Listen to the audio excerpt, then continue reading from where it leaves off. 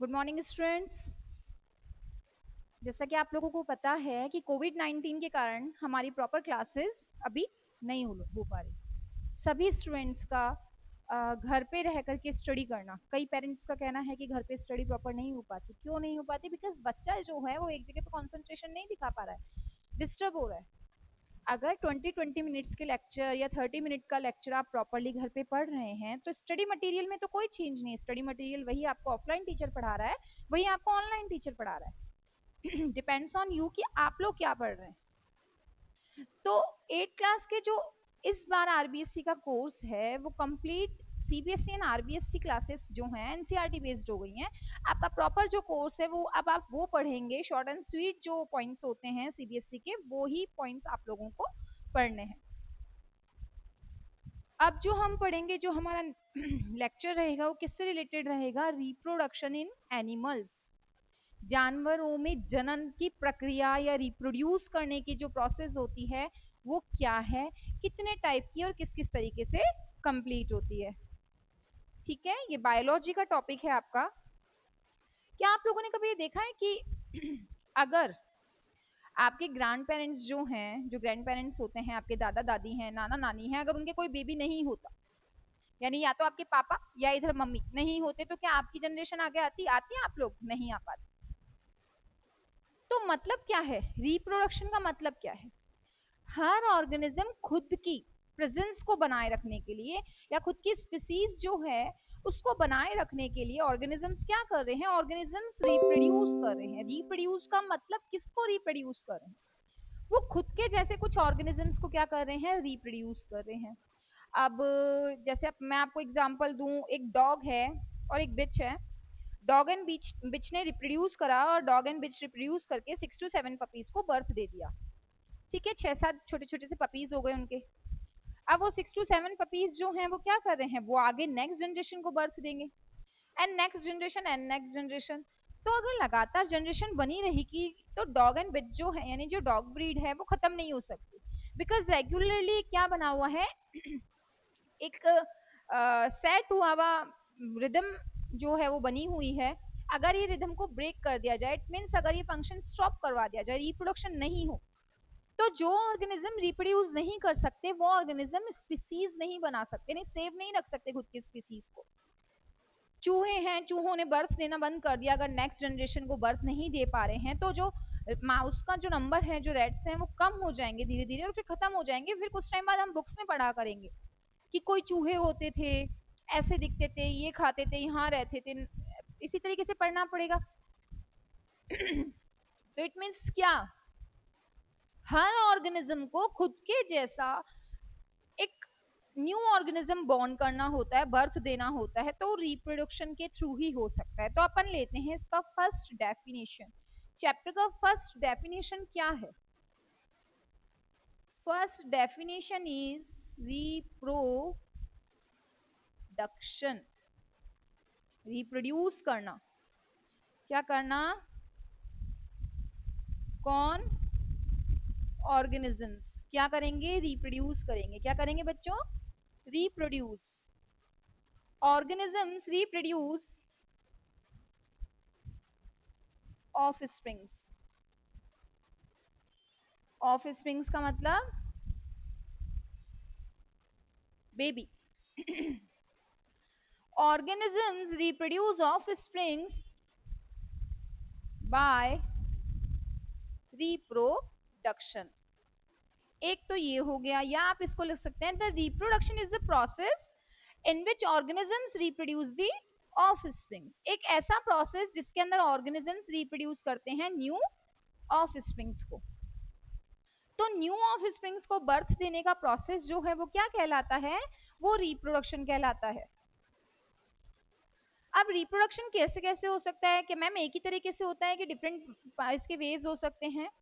Reproduction जो है ना, अगर ये नहीं हो तो क्या होगा? जो स्पीसीज है, क्या है बेटा? स्पीसीज। स्पीसीज का मतलब जो आपकी जाति है, जैसे ह्यूमन जाति है, मानव जाति, या जो चूहों की जातियां हैं, या जो डॉग्स की हैं, किसी भी जानवर की जो स्पीसीज होगी वो क्या हो जाएगी? धीरे धीरे एक्सटिंक्ट हो जाएगी। क्या हो जाएगी?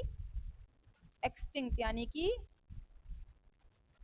खत्म हो जाएगी। क्या हो जाएगी? खत्म, मिलेगी नहीं कुछ टाइम बाद वो स्पीसीज। अगर क्या नहीं कर पाएगी, वो प्रॉपरली रिप्रोड्यूस नहीं कर पाएगी। वाई लाइक एक ऑर्गेनिज्म है, इसने एक बेबी को बर्थ दिया, दो ऑर्गेनिजम्स ने, इन दोनों ने मिलके बेबी को बर्थ दिया, ये बेबी ने फिर से किसी के साथ रिप्रोडक्शन करा तो फिर से एक बेबी को बर्थ दिया। तो इट मींस ये स्पीसीज जो है ये अपने आप को बनाए हुए है नेक्स्ट टू नेक्स्ट जनरेशन, बनाए हुए है ना।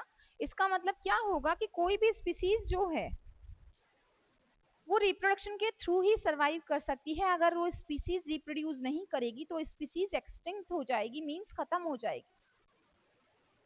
ठीक है, अर्थ पे वो मिलेगी ही नहीं आपको, क्योंकि वो रिप्रोड्यूस ही नहीं कर रहे हैं ऑर्गेनिजम्स। तो ये तो हुआ रिप्रोडक्शन। अब रिप्रोडक्शन में दो वर्ड आते हैं, एक तो आता है पेरेंट सेल। कौन सी सेल बच्चों? Parent cell. एक आता है बेबी सेल, या इसकी जगह आप लिख सकते हैं ऑफस्प्रिंग।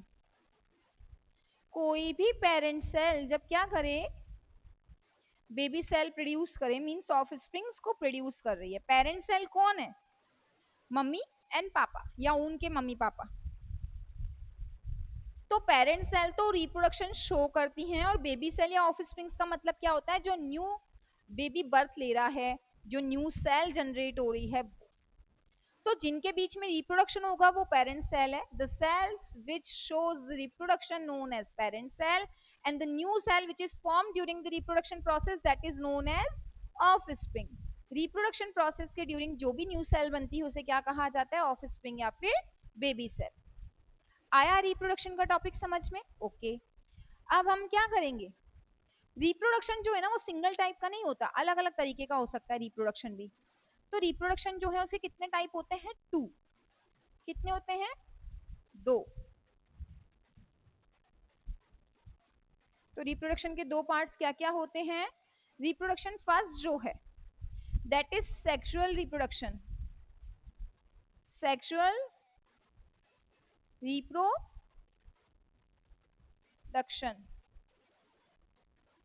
और जो सेकेंड टाइप का है that is asexual reproduction. Sorry, sexual reproduction and asexual reproduction का मतलब, सेक्सुअल रिप्रोडक्शन क्या है और एसेक्सुअल रिप्रोडक्शन क्या है? अब मैंने कहा रिप्रोडक्शन का मतलब होगा पेरेंट सेल किसी बेबी को बना रहे हैं। यही बोला मैंने आपको कि पेरेंट सेल जब न्यू सेल को जनरेट कर दे, ऑफस्प्रिंग को जनरेट कर दे, बेबी सेल को जनरेट कर दे, तो वो प्रोसेस रिप्रोडक्शन।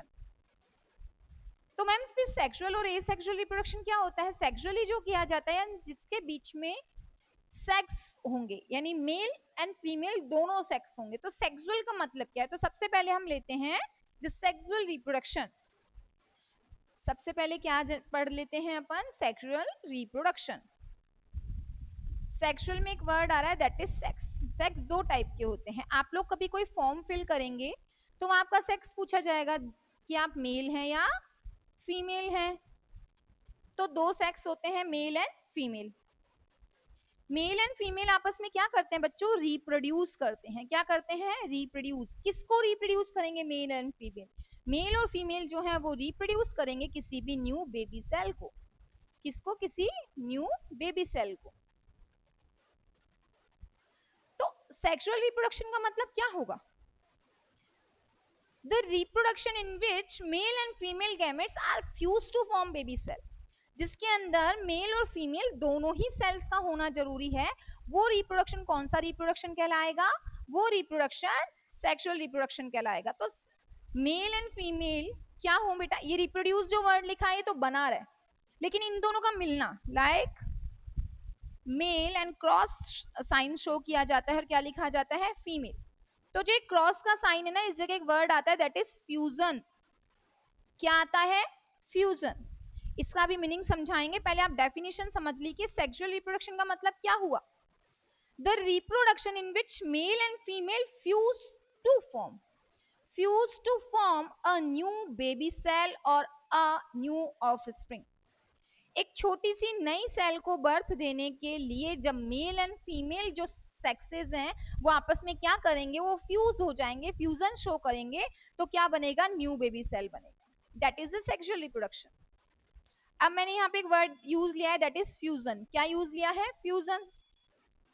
मैम फ्यूजन का मीनिंग क्या होता है, फ्यूजन का मीनिंग, जो ये फ्यूज वर्ड अपन यूज ले रहे हैं ना, इसको अपन कहते हैं फर्टिलाइजेशन। क्या कहते हैं, फर्टिलाइजेशन। आप इस जगह पे एस भी लिख सकते हैं, that is fertilisation.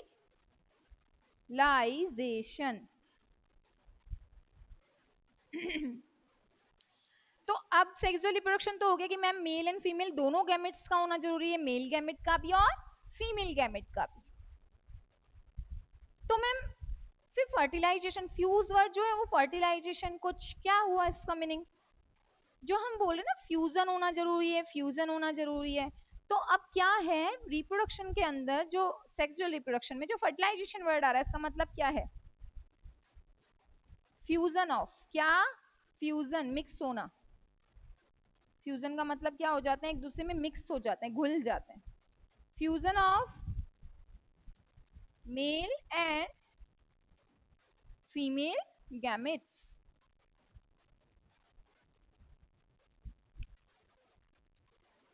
fertilization means the fusion of male and female gametes। Fertilization या क्रॉस होने का मतलब क्या है, जब मेल और फीमेल गैमेट्स जो हैं वो क्या करें एक दूसरे से, बच्चों अगर वो एक दूसरे से क्या कर रहे हैं, फ्यूज कर रहे हैं, मिक्स हो रहे हैं, that is male and that is female, अगर उनके गैमेट्स फ्यूज हो गए तो फ्यूजन के कारण जो न्यू बेबी सेल का फॉर्मेशन होगा, that is the sexual reproduction. और वो फ्यूजन जो है, वो प्रोसेस जो हो रहा है, वो क्या कहलाता है, फर्टिलाइजेशन। एफ से याद रखना, फ्यूजन प्रोसेस। आया यहां तक समझ में आप लोगों को, ओके। अब जो फर्टिलाइजेशन होता है मींस जो फ्यूजन प्रोसेस हो रहा है, ये फ्यूजन जो है, ये फर्टिलाइजेशन जो है, ये टू टाइप से होता है। कितने टाइप से, टू टाइप्स से।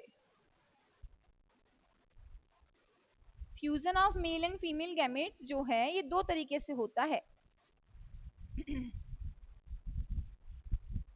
तो क्या हो जाएगा,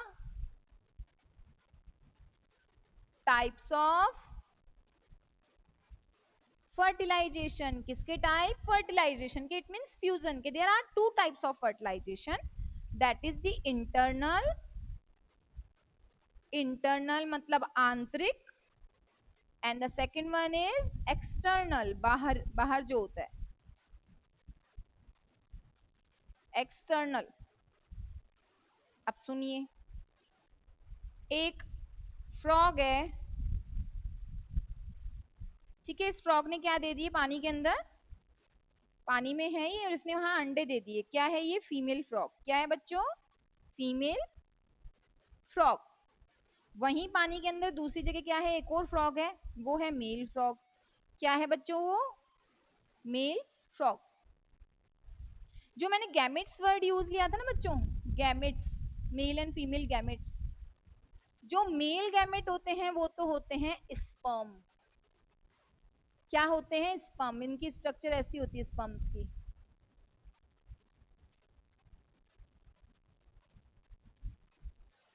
स्पून जैसी। अभी समझाएंगे इनको भी, पहले आप इंटरनल एक्सटर्नल का मतलब समझ लीजिए। और जो फीमेल होते हैं, फीमेल जो होती है उसके क्या होते हैं, एग।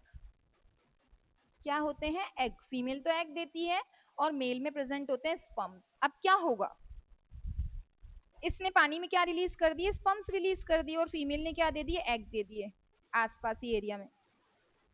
अब पानी के संग ये स्पर्म मूव होते हुए आएंगे और इसके एग के ऊपर क्या करेंगे, रिएक्शन स्टार्ट कर देंगे, और दोनों का क्या हो जाएगा, फर्टिलाइजेशन मींस फ्यूजन। अब क्या ये एग फर्टिलाइज होने के बाद में वापस से फीमेल की बॉडी में जाएगा क्या, नहीं, वो बाहर ही डेवलप होगा। कहाँ डेवलप होएगा, बाहर। तो फर्टिलाइजेशन में एक्सटर्नल फर्टिलाइजेशन क्या है, ऐसा फर्टिलाइजेशन या ऐसा फ्यूजन किसका, मेल और फीमेल गैमेट्स का, जो एक्सटर्नली हो रहा है। जहाँ पे स्पर्म्स और एग एक दूसरे से फ्यूज तो हो रहे हैं, बट बॉडी के बाहर फीमेल या मेल बॉडी किसी की भी नीड नहीं है, दोनों ने अपने अपने गैमेट्स को रिलीज करा, दोनों का फ्यूजन हो रहा है but externally. So the fusion which is externally, in which the female gametes eggs are fertilized by sperms externally, maybe in water, air and something, जो भी आपको लिखना है, but externally fuse होंगे. तो ऑफस्प्रिंग्स को प्रोड्यूस करने के लिए एक्सटर्नली जब फ्यूजन हो रहा है तो वो एक्सटर्नल फर्टिलाइजेशन है. Best example frog. क्या हो जाएगा बेस्ट एग्जांपल? फ्रॉग. अब हम आते हैं इंटरनल फर्टिलाइजेशन में, जिसका एग्जांपल हो जाएगा ह्यूमन बॉडी. इसमें क्या होता है, फीमेल जो होती है क्या रिलीज करती है बच्चों? एग रिलीज करती है. और जो मेल होता है वो क्या रिलीज कर रहा है? Same sperms. ये स्पर्म्स फीमेल बॉडी के अंदर आते हैं. कहाँ आते हैं? फीमेल बॉडी के अंदर. और बॉडी के अंदर ही क्या होता है? एग फर्टिलाइजेशन होता है. तो ये स्पर्म बॉडी के अंदर जा रहा है, यहाँ एग रखा है. फर्टिलाइजेशन कैसा होगा? इंटरनल. कैसा होगा? इंटरनल. और जो बेबी डेवलप होएगा फ्यूजन के बाद में, जो बेबी डेवलप होना स्टार्ट होएगा, वो जो बेबी का डेवलपमेंट है वो भी कैसा होगा? इंटरनल. सो फर्टिलाइजेशन जो है वो एक पार्ट है सेक्सुअल रिप्रोडक्शन का, means male and female gametes का फ्यूज होना. The fusion of male and female gametes known as fertilization, and where the male and female gametes both are needed, that process known as sexual reproduction. There are two type of fertilization. First is the external, second is the internal. Example of external, frog, and example of internal, human. The external fertilization means the male and female gametes fertilize externally and the development of baby take place externally. और internally का मतलब when the male and female gametes fuse internally and the baby's development take place internally. जब बच्चे का development भी अंदर हो रहा है, सेल्फ फर्टिलाइज भी अंदर हो रही है, तो वो इंटरनल प्रोसेस है. आ गया समझ में? ओके. अब और क्या है, क्या और हो सकता है, वो है ये टॉपिक. एक फ्रॉग जो है वो क्या करता है? एग रिलीज किए जा रहे हैं, स्पर्म्स आ रहे हैं, क्या बनती है? लार्वा. क्या बनता है इनमें से? लार्वा. लार्वा जो है वो थोड़ी सी और स्ट्रक्चर बनती है, that is the tadpole. Tadpole structure होती है, मेंढक की जैसी दिखाई देने लग जाती है, लेकिन उसकी पूंछ होती है. ठीक है. और टेडपोल के बाद में थोड़ी सी और डिवीजन होती है और वो क्या बन जाता है? Mature frog. क्या बन जाता है बच्चों? Mature frog. तो अगर आपसे पूछा जाए कि फ्रॉग के अंदर एक्सटर्नल फर्टिलाइजेशन या फ्रॉग की जो लाइफ साइकिल है उसको डिफाइन कीजिए, तो बहुत लेंथी नहीं है. सिर्फ आपको क्या लिखना है कि पानी के अंदर फीमेल फ्रॉग जहां पर एग रिलीज करती है, उसी पानी के आसपास के एरिया में मेल फ्रॉग भी क्या कर देते हैं? स्पर्म्स को रिलीज कर देते हैं. और उनके थ्रू रिलीज किए गए स्पर्म्स वाटर के पानी जहां बह रहा है उस डायरेक्शन में जाते हैं और एग को फर्टिलाइज कर देते हैं. वो फर्टिलाइज्ड एग कुछ टाइम में किसमें चेंज हो जाता है? लार्वा स्टेज में. लार्वा और थोड़ी सी डेवलप होती है, लेकिन उसमें टेल रह जाती है, पूंछ रह जाती है. मेंढक के पूंछ नहीं होती.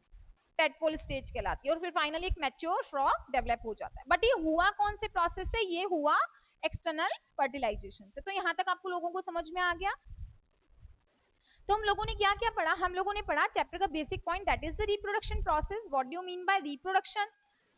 The production of offspring. देखो छोटी छोटी सी डेफिनेशन. प्रोडक्शन ऑफ ऑफस्प्रिंग, एक बेबी को बर्थ देना जो है वो रिप्रोडक्शन है. सेकंड आप क्या लिखेंगे? जो मेन डेफिनेशन है वो क्या है? When the parent cell develop a new baby cell. जब एक पेरेंट सेल एक नए बेबी सेल को डेवलप करती है तो क्या कहलाता है? वो कहलाता है reproduction. What do you mean by parent cell? Parent cell का मतलब आप क्या समझते हैं? द सेल विच चेंजेस और which reproduce to form baby cell. जो अपने अंदर कुछ चेंजेस लाएगी या वो जो रिप्रोड्यूस करेगी एक बेबी सेल में चेंज होने के लिए. What do you mean bye offspring? the small baby cell or the new cell which is formed during the process of reproduction. Reproduction के प्रोसेस के दौरान जो नई सेल बन रही है वो क्या कहलाती है? ऑफस्प्रिंग कहलाती है. What do you mean by the sexual reproduction and asexual reproduction? These are the types of reproduction in which the meaning of sexual reproduction is the fusion of male and female gametes, means the both gametes, male and female, the both male and female gametes are needed in the reproduction, that known as sexual reproduction. The fusion of male and female gametes in the sexual reproduction known as fertilization. How many types of fertilization are there? There are two types of fertilization. First is the internal, second one is the external. Give the example of internal reproduction, internal fertilization, the human beings, because the sperms fertilized the egg, or the sperm fused with egg into the female body internally. But in external process means in frogs, the male and female gametes are fused together externally. आ गया यहाँ तक आप लोगों को समझ में? तो ये तो हुआ हमारा सेक्सुअल रिप्रोडक्शन के अंदर किसका पार्ट? ये हुआ हमारा सेक्सुअल रिप्रोडक्शन में फर्टिलाइजेशन टॉपिक. आया ये पूरा समझ में? ठीक है. अब मैम सेक्सुअल रिप्रोडक्शन में और हम क्या पढ़ेंगे? सेक्सुअल रिप्रोडक्शन में जो मेन पार्ट है वो अब स्टार्ट होगा. एक तो आप स्पर्म के बारे में पढ़ेंगे, एक आप एग के बारे में पढ़ेंगे, एक आप फीमेल रिप्रोडक्टिव पार्ट के पढ़ेंगे और एक आप मेल रिप्रोडक्टिव पार्ट पढ़ेंगे. तो अब हम सबसे पहले क्या लेंगे? हम सबसे पहले लेंगे मेल रिप्रोडक्टिव पार्ट. ठीक है, तो अपन लेते हैं सबसे पहले male reproductive part. Male reproductive part क्या है? मेल के अंदर स्पर्म्स को प्रोड्यूस करना और स्पर्म्स को फीमेल बॉडी के अंदर सिक्रीट करने का जो सिस्टम है पूरा, वो है reproductive system, male reproductive system. As it is female में जो है वो फीमेल रिप्रोडक्टिव सिस्टम. तो सबसे पहले हम क्या लेंगे? सबसे हम पहले लेंगे mail reproductive system. Male reproductive system क्या है? मेल रिप्रोडक्टिव सिस्टम का मतलब है मेल में किसके लिए? स्पर्म्स प्रोडक्शन का और सिक्रीशन का एक सिस्टम है, that is known as male reproductive system. Okay, अब हम स्टार्ट करते हैं इसके पार्ट. मैं एक रफली डायग्राम बना के आपको इसके एक्सप्लेन कर रही हूँ. आप लोगों को इस डायग्राम को बुक में प्रॉपर्ली देखना है और वो सभी पॉइंट्स जो मैं नोट करवा रही हूँ ये अपनी कॉपी में नोट करने के साथ साथ आपको लर्न भी हो जाने चाहिए. ठीक है, तो अब हम लेते हैं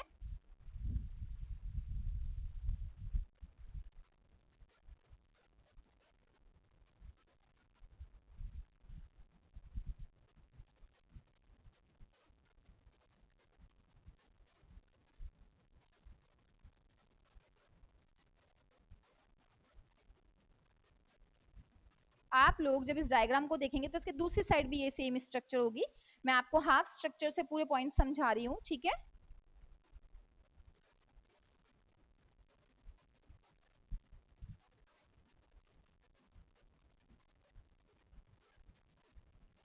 ओके. नाउ स्ट्रक्चर स्टार्ट करते हैं, टॉपिक्स स्टार्ट करते हैं. सबसे पहला पार्ट जब आप इसकी लेबलिंग करेंगे, आप इसे लेबल करेंगे तो दैट इज टेस्टिस. ये क्या है बच्चों? टेस्टिस. जो डक्ट, ये ट्यूब दिख रही है आपको एक, ये जो इस पे राउंड होके जा रही है दिख रही है सभी को? That is vas deferens.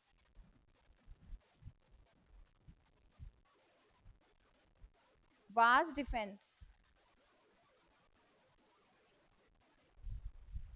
Sorry, वास डिफेंस. आप इसकी जगह लिख सकते हैं sperm duct. Sperm duct. Testis हो गया, वास डिफरेंस हो गया, स्पर्म डक्ट जिसे कह रहे हैं, ठीक है। इसके बाद में देखिए यहाँ एक सिंगल डक्ट, एक होलो स्ट्रक्चर या एक ऐसे गोल गोल से बल्ब के जैसे दिखाई दे रही है, that is the seminal vesicle, seminal vesicle. अब यहाँ दो वापस से सेम स्ट्रक्चर दिखाई दे रही है, इसे कहोगे आप प्रोस्टेट ग्लैंड, प्रोस्टेट ग्लैंड। अब जो ये वास डिफरेंस है देखिए यहाँ से होती हुई जा रही है ये, तो जिस सिस्टम के अंदर ये पैक हुई हुई है ये, दैट इज द पेनिस। क्या है ये? पेनिस।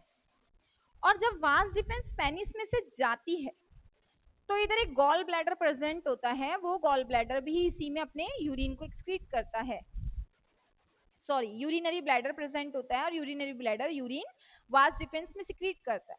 तो पेनिस में जब ये डक जाती है तो इसे क्या कहा जाता है? यूरिथ्रा। क्या कहते हैं? यूरिथ्रा।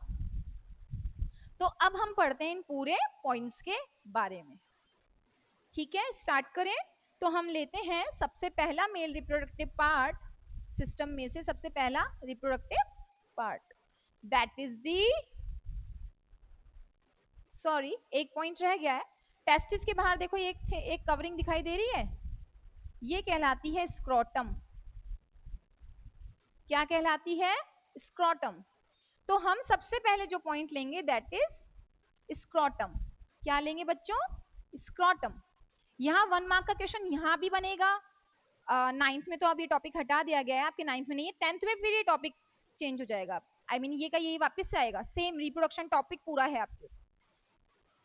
अभी 9th में भी होता अगर आपका आरबीएससी कोर्स चल रहा होता, लेकिन अभी कौन सा हो गया? सीबीएसई एनसीईआरटी बेस्ड हो गया है, तो ये टॉपिक अभी 8th सीबीएसई में, फिर आप लोग इसको 10th में पढ़ेंगे, क्योंकि 10th में भी आपका एनसीईआरटी कोर्स हो जाएगा।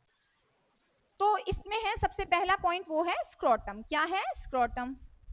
स्क्रोटम क्या लिखना है आपको इसके बारे में? That is a skin covering. क्या है? ये स्किन से बनी हुई कवरिंग होती है। अब देखिए किसको कवर कर रही है, मैंने आप लोगों को कहा ये जो बॉल लाइक स्ट्रक्चर है टेस्टिस है, और टेस्टिस के बाहर की एक आउटर कवरिंग जा रही है, दैट इज द स्क्रोटम। तो आप क्या लिखेंगे? स्किन कवरिंग विच कवर्स, क्या करती है? कवर करती है किसको? किसको कवर कर रही? Covers the testis. स्किन की कवरिंग जो टेस्टिस को कवर कर रही हो वो क्या कहलाती है? स्क्रोटम कहलाती है। मैम इसका फंक्शन क्या होना चाहिए? इसका फंक्शन है maintain the temperature of testis। Testis के टेम्परेचर को मेंटेन करने का काम किसके पास है? स्क्रोटम के पास। तो ये 2 पॉइंट समझ में आ गए, यही 2 पॉइंट्स आपको कॉपी में लिखने हैं कि स्क्रोटम जो है ये एक थिन मेम्ब्रेन है या एक थिन कवरिंग है स्किन से बनी हुई, ये कवर करती है टेस्टिस को, और इसका काम भी यही है कि टेस्टिस में टेम्परेचर को मेंटेन रखेगी। ओके, नेक्स्ट पॉइंट हम लेते हैं टेस्टिस। क्या लेते हैं? टेस्टिस। चलिए तो हम सेकंड पॉइंट ले लेते हैं टेस्टिस।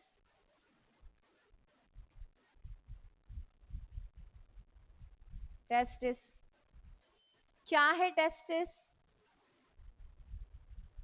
कैसी है? ये स्फेरिकल शेप्ड स्ट्रक्चर, गोल गोल स्फेरिकल शेप्ड स्ट्रक्चर का मतलब गोल स्ट्रक्चर है, वो बॉल जैसी जो अंदर है, स्फेरिकल शेप स्ट्रक्चर है। फिर सेकंड पॉइंट हम क्या लिखेंगे? ये क्या है? सेक्सुअल ग्लैंड है, मेल में प्रेजेंट सेक्सुअल ग्लैंड। आप इसको अंडरलाइन कीजिएगा और यहाँ पे एक छोटा सा स्टार बना लीजिएगा। ये क्या है? एक सेक्सुअल ग्लैंड है जो मेल्स में प्रेजेंट होती है। अब ये ग्लैंड वर्ड आ रहा है, इसका मतलब ये कुछ केमिकल्स भी रिलीज करती होगी, तो इसके थ्रू रिलीज होता है एक हार्मोन। क्या रिलीज होता है? हार्मोन। पहले तो आप हार्मोन का मीनिंग समझिए, तो इसके दूसरे साइड एरो लगाइएगा और लिखिएगा chemicals which are needed in very less percentage। बहुत ही कम परसेंटेज पे जो केमिकल्स नीडेड होते हैं वो क्या कहलाते हैं? हॉर्मोन्स कहलाते हैं। और हार्मोन सिक्रीशन होता किससे? उसके लिए ह्यूमन बॉडी के अंदर जो स्ट्रक्चर प्रेजेंट है ना उन्हें ग्लैंड्स कहा जाता है। आया यहां तक समझ में? तो क्या हो रहा है? टेस्टिस जो है वो एक स्फेरिकल शेप स्ट्रक्चर है, गोल स्ट्रक्चर है, ये ह्यूमन बॉडी में मेल की क्या कहलाती है? सेक्सुअल ग्लैंड कहलाती है। अच्छा, आप लोगों ने, खैर आप अभी 8th क्लास में है, लेकिन कभी ऐसे सुना होगा शायद 6-7 के अंदर कि एडोलसेंस जब आती है, यानी कि जो बच्चों की, गर्ल हो चाहे बॉय हो, एडोलसेंस यूथ स्टेज आना शुरू होती है, आप चाइल्डहुड से थोड़ा बड़ा होते हो, उस टाइम आपके कैरेक्टर्स में चेंज आना शुरू हो जाता है, आपका मेंटल लेवल चेंज हो रहा है। सबसे बड़ी बात तो ये, हम चिड़चिड़ाने लग जाते हैं, पेरेंट्स कुछ कहते हैं हमें अच्छा नहीं लगता, ऐसा लगता है बाउंड कर रहे हैं हमको।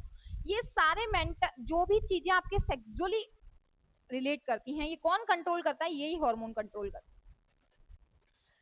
मेल के अंदर सेक्सुअली क्या क्या चेंजेस आते हैं, उनकी जो बॉडी है पूरी, उस पर क्या होना शुरू हो जाता है? हेयर ग्रोथ ज्यादा हो जाती है।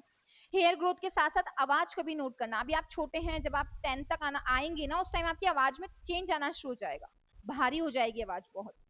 तो आवाज का भारी हो जाना, वॉल्यूम आ जाना वॉइस में, वो क्यों हो रहा है? Because of hormone, because of hormone. तो टेस्टिस जो है ये स्फेरिकल शेप स्ट्रक्चर है, सेक्सुअल ग्लैंड है, और इसमें से रिलीज होने वाला हार्मोन जो है वो क्या है? टेस्टोस्टेरोन।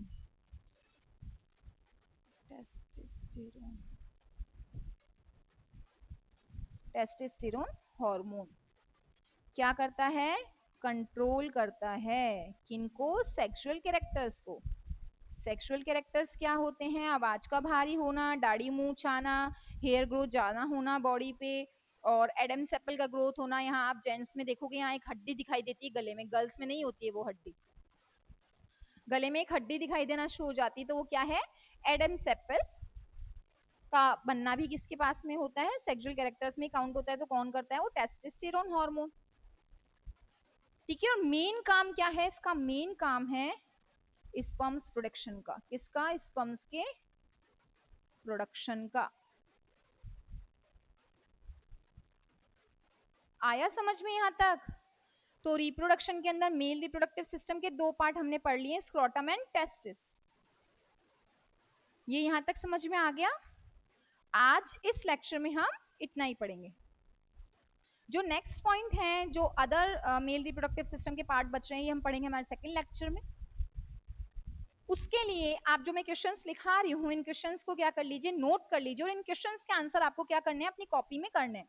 बट मैं साथ में क्या करती जा रही हूँ? इनको समझाती जा रही हूँ, तो इनको आप एक बार समझते भी जाइएगा कि आपको आंसर कैसे लिखने हैं। ओके, तो जैसे अपना फर्स्ट क्वेश्चन बनता है, फर्स्ट क्वेश्चन क्या बनना चाहिए हमारा? फर्स्ट क्वेश्चन अभी तक के टॉपिक के बेस पे बनना चाहिए, व्हाट इज रिप्रोडक्शन। क्या बनना चाहिए बच्चों? What is reproduction. रिप्रोडक्शन क्या है? तो आप आंसर क्या लिखेंगे? व्हाट इज रिप्रोडक्शन में आप आंसर क्या लिखेंगे? Reproduction means the process in which, language ठीक से सुनिएगा, reproduction means the process in which the male and female, और ओनली मेल और फीमेल, कोई भी हो सकता है, मे बी वो सिंगल हो, मे बी वो डबल हो, तो a process in which the parent cell reproduce the offspring, एक ऐसा प्रोसेस जिसमें पेरेंट सेल किसको बना देगी? छोटे नए बेबी सेल को, that is the reproduction. Second question क्या क्रिएट होना चाहिए? व्हाट इज फर्टिलाइजेशन, नहीं, what is sexual reproduction. First question, next question क्या होना चाहिए? What is sexual reproduction. Answer क्या लिखेंगे आप लोग? मैंने आप लोगों को बता दिया है, सेक्सुअल में ये वर्ड याद रखना, और ये दो ही होते हैं, that is the mail and female. तो आप आंसर क्या लिखेंगे बच्चों? What is sexual reproduction? The sexual reproduction is the process of reproduction in which male and female gametes both are needed. जिसके अंदर मेल और फीमेल गैमेट्स दोनों का होना जरूरी है, वो रिप्रोडक्शन कौन सा रिप्रोडक्शन कहलाता है? वो सेक्सुअल रिप्रोडक्शन कहलाता है। द थर्ड वन, तीसरा क्वेश्चन क्या बनना चाहिए? What is fertilization. What is fertilization, क्या होना चाहिए? फर्टिलाइजेशन इसी से तो रिलेट करता है, फ्यूजन। क्या? Fusion of male and female gametes to form a offspring. एक छोटी नई बेबी सेल को बनाने के लिए जब सेक्सुअली रिप्रोडक्शन चल रहा है, तो उनका जो फ्यूजन हो रहा है, that is the fertilization process. What is the fourth question is, चौथा क्वेश्चन क्या होना चाहिए? What is external and internal fertilization. आंतरिक और बाहरिक जो फर्टिलाइजेशन होते हैं वो कौन से हैं? फर्टिलाइजेशन। आंसर क्या लिखेंगे? एक्सटर्नल का क्या लिखेंगे? When the male and female gametes, because fertilization है तो फ्यूजन तो होना ही है।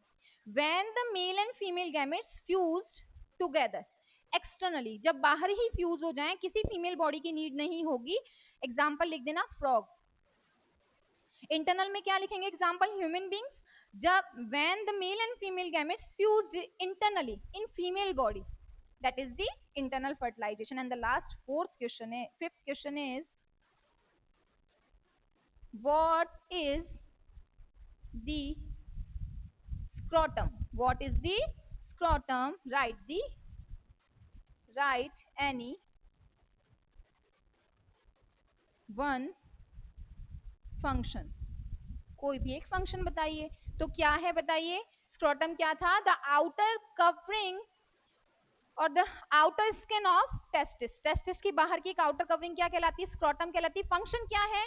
To maintain the temperature of testis. Testis के टेम्परेचर को मेंटेन रखने का काम किसका होता है? स्क्रोटम का. तो यहाँ आज अपने फर्स्ट लेक्चर से रिलेटेड क्वेश्चंस और उनके आंसर्स मैंने आपको प्रॉपर्ली डिफाइन कर दिए. आपको क्या करना है? आप लोगों को नोट्स बनाने के साथ साथ ही इन्हीं क्वेश्चंस के आंसर शॉर्ट एंड स्वीट तरीके से, जो भी आप लोगों को समझ में आया कि मैम हमने इतनी थ्योरी लिखी उसमें से हमें 2 लाइन समझ में आई, ये प्रॉपर आंसर है क्या? आंसर बस होना जरूर चाहिए. कॉपी को खाली मत रखना, ठीक है? तो आपको इनके क्वेश्चंस के आंसर्स लिखने हैं. तब तक के लिए आपको घर पे रहना है, सेफ रहना है. Thank you.